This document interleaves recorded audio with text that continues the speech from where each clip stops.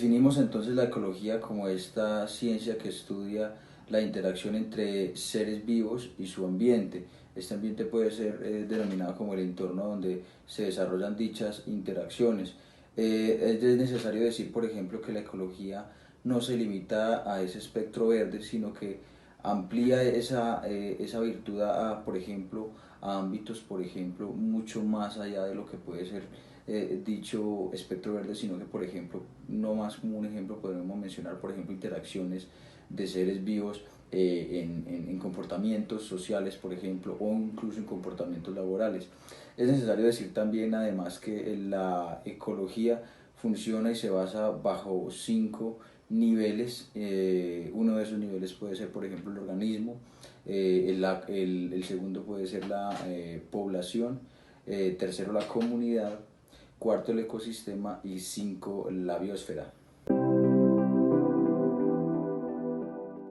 Definimos ecosistema como el compuesto de esa gran comunidad de seres vivos o de organismos en un entorno.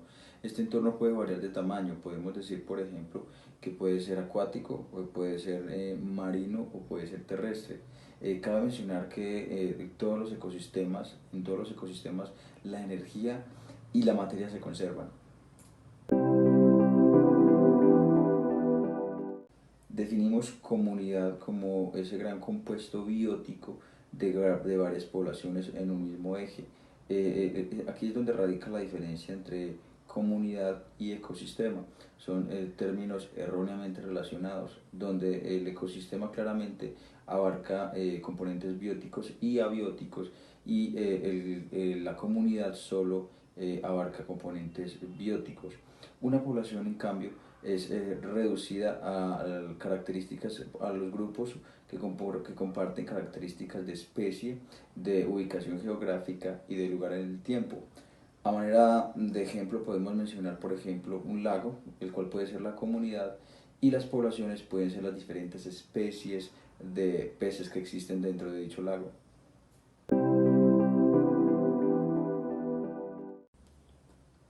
La cadena trófica es esa comúnmente llamada cadena alimenticia que ocurre cuando existe la sistemática y lineal consecución de transferencia de energía, y esto sucede únicamente, por ejemplo, cuando un animal se consume a otro.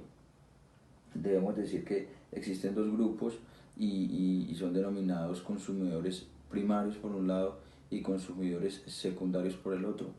Las características esenciales de los consumidores primarios es que suelen ser herbívoros y son autótrofos, lo que quiere decir entonces que los consumidores secundarios suelen ser heterótrofos y suelen consumirse a los consumidores primarios. Definimos un componente biótico como la definición de todos los seres vivos que componen un ecosistema. Entre ellos está claramente, como a manera de ejemplo, los animales o las plantas. En esta clasificación podemos definir, por ejemplo, organismos autótrofos y organismos heterótrofos, donde estos organismos autótrofos se caracterizan por la capacidad de producir su propio alimento, y en contrario los heterótrofos se caracterizan por consumir o alimentarse de otros seres vivos. A manera de descripción en los elementos o los elementos abióticos podemos definirlos como esas reacciones o experiencias químicas que ocurren en el ambiente, en mayoría de ellos intangibles, que son totalmente necesarias para los ciclos naturales, por ejemplo del agua. Decimos entonces que el ecosistema está compuesto por la gran interacción entre elementos bióticos y abióticos en el ambiente. Los ciclos biogeoquímicos suelen ser esas experiencias o esas fases sistemáticas que ocurren del ambiente a los seres vivos o organismos, o de manera viceversa. A manera de ejemplo podemos mencionar, por ejemplo, el ciclo de proceso natural del agua. Por ejemplo, cuando ocurre la evaporación, cuando se forman las precipitaciones y cuando el H2O en forma de transpiración vuelve de nuevo en estado gaseoso al medio ambiente. El término biodiversidad es separable mediante el prefijo bio, que significa vida, y diversidad, que es sinónimo de variedad. Lo que quiere decir, lo que conlleva decir que, por ejemplo, la biodiversidad es esa riqueza biológica de la que está compuesto un gran ecosistema.